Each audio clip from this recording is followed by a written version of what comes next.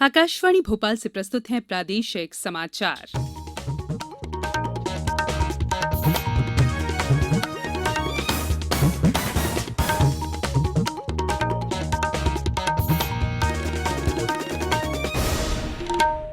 नमस्कार, समाचारों के साथ मैं संयुक्ता बैनर्जी। पहले मुख्य समाचार।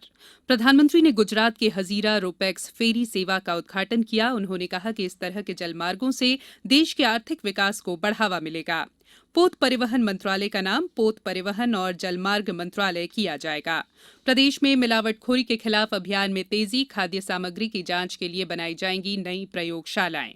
देश और प्रदेश में कोरोना संक्रमण से स्वस्थ होने वालों की संख्या में इजाफा और अच्छी खबर के 70वें अंक में सुनिए हरदा के समझो तो एक्सप्रेस नामक अभियान पर खास रिपोर्ट। अब समाचार विस्तार से। प्रधानमंत्री नरेंद्र मोदी ने आज वीडियो कॉन्फ्रेंस के जरिए गुजरात के हजीरा में रोपैक्स टर्मिनल का उद्घाटन किया और घोघा तथा हजीरा के बीच रोपैक्स सेवा की शुरुआत की।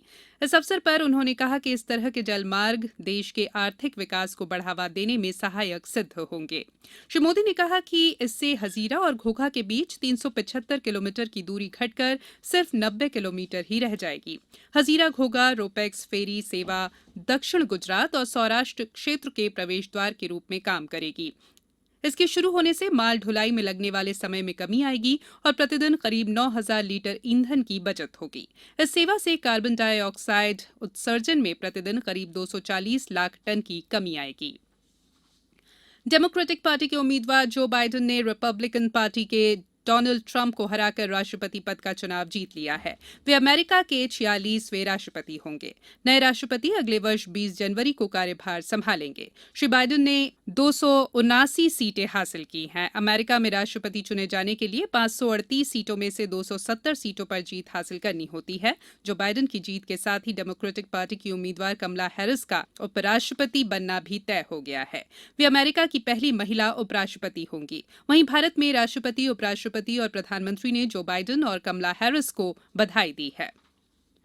प्रधानमंत्री नरेंद्र मोदी ने कहा है कि केंद्र सरकार पोत परिवहन मंत्रालय का नाम बदलकर पोत परिवहन और जलमार्ग मंत्रालय करने जा रही है। श्री मोदी आज वीडियो कॉन्फ्रेंस के जरिए गुजरात के हजीरा में रोपैक्स टर्मिनल के उद्घाटन कार्यक्रम में बोल रहे थे।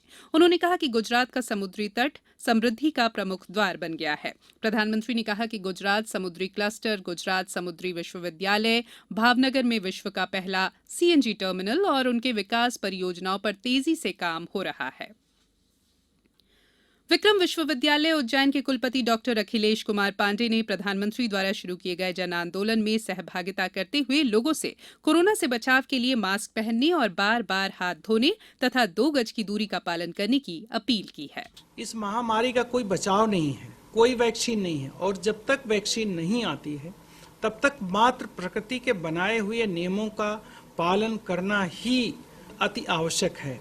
इन प्रकृति के बनाए हुए नियमों में स्वच्छता, मास्क पहनना, सोशल डिस्टेंसिंग का पालन करना और सबसे बड़ी एक चीज है वो है कि यदि अति आवश्यक हो तभी भीड़ भाड़ के स्थानों पर जाएं, नहीं तो अपने घर में सुरक्षित रहें।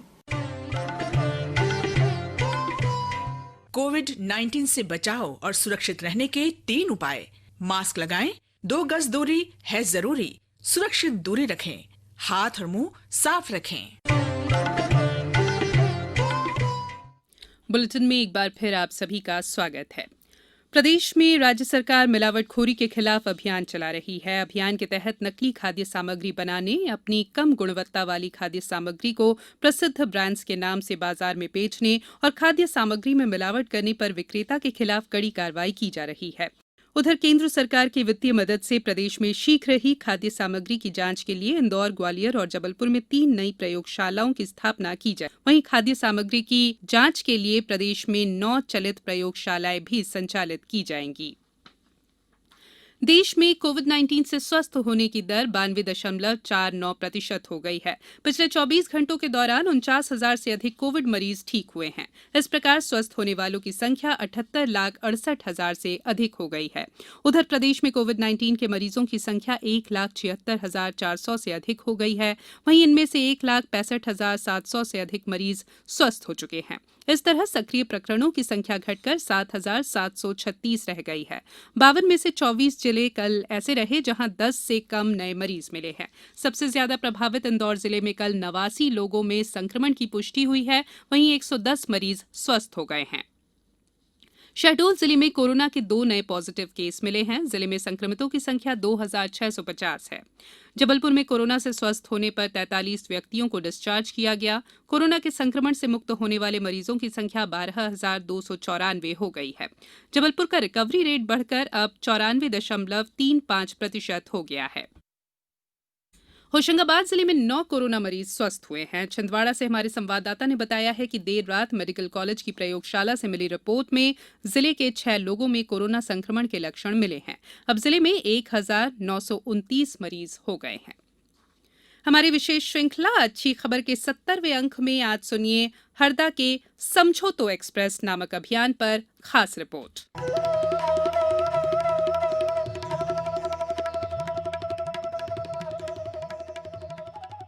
प्रदेश के हरदा जिले में संविधान को आसान तरीके से युवाओं तक पहुंचाने के लिए एक स्वयंसेवी संस्था काम कर रही है। सिनर्जी संस्थान द्वारा समझो तो एक्सप्रेस नाम से शुरू किए गए इस अभियान के तहत युवाओं में एक दूसरे के जाति, धर्म, क्षेत्र और भाषा का सम्मान करते हुए संवैधानिक मूल्यों को जीवन में उतारने की कोशिश की जाती है। संस्था से जुड़े विष्णु जायसवाल बताते हैं कि विभिन्न कार्यक्रमों के माध्यम से युवाओं को जागरूक किया जा रहा है।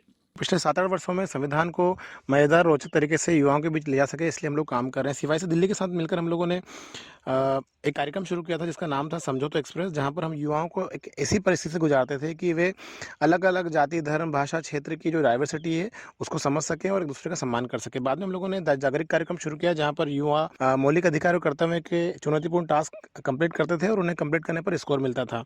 कोरोना महामारी के दौरान भी अभियान को सोशल मीडिया के जरिए आगे बढ़ाया गया। शहर की अंजलि बताती हैं कि इस अभियान से उन्हें अपने अधिकारों के बारे में अहम जानकारी मिली है। संविधान पर काम करते हुए मैंने व्यक्तिगत अपने जीवन में अपने कुछ मूल्यों जो मेरे पारिवारिक, मेरे व्यक्तिगत रूप पे थोड़े कमज़ोर थे, उस पे मैंने मजबूती पाई है। अपने परिवार में अपनी बात को रखना सीखा है। समाज में एक नई तरह से अपनी बात को रखना सीखा है। भारत विविधताओं वाला देश है। ऐसे में समझो तो एक्सप्रेस अभियान के जरिए न सिर्फ इन विविधताओं को समझने का मौका मिल रहा है, बल्कि संविधान की बारीकियों को जानकर युवा अपने अधिकारों से भी रूबरू हो रहे हैं। हरदा से लोमेश गौर के इनपुट के साथ भोपाल से मैं राशिद अहमद खान।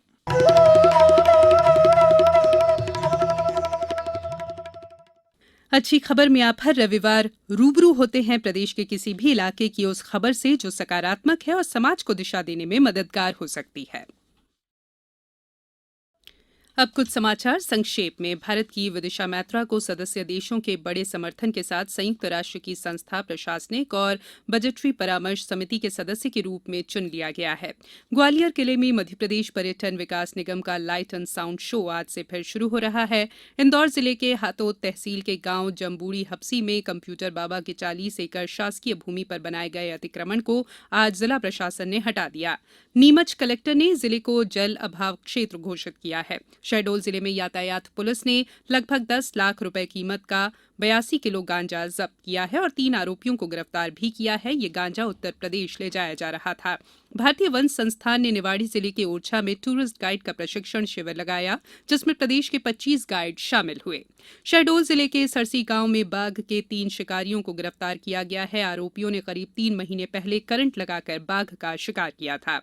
आज से 4 साल पहले वर्ष 2016 में 8 नवंबर को प्रधानमंत्री ने भ्रष्टाचार, काले धन और जाली मुद्रा पर अंकुश लगाने के लिए नोटबंदी लागू की थी। और आईपीएल क्रिकेट में अब से कुछ देर बाद अबू धाबी में दूसरे क्वालिफायर में सनराइजर्स हैदराबाद का मुकाबला दिल्ली कैपिटल्स से होगा। अंत में बुलेटिन के मुख्य समाचार एक बार फिर। प्रधानमंत्री ने गुजरात के हजीरा रोपैक्स फेरी सेवा का उद्घाटन किया। उन्होंने कहा कि इस तरह के जलमार्गों से देश के आर्थिक विकास को बढ़ावा मिलेगा। पोत परिवहन मंत्रालय का नाम पोत परिवहन और जलमार्ग मंत्रालय किया जाएगा। प्रदेश में मिलावटखोरी के खिलाफ अभियान में तेजी, खाद्य सामग्री की जांच के लिए बनाई जाएंगी नई प्रयोगशालाएं। देश और प्रदेश में कोरोना संक्रमण से स्वस्थ होने वालों की संख्या में इजाफा और अच्छी खबर के 70वें अंक में आपने सुनी हरदा के समझो तो एक्सप्रेस नामक अभियान पर खास रिपोर्ट। इस बुलेटिन में इतना ही। बुलेटिन के अंत में एक अपील, हमेशा ध्यान रखें, मास्क और 2 गज की दूरी, हाथ धोना भी है जरूरी। नमस्कार।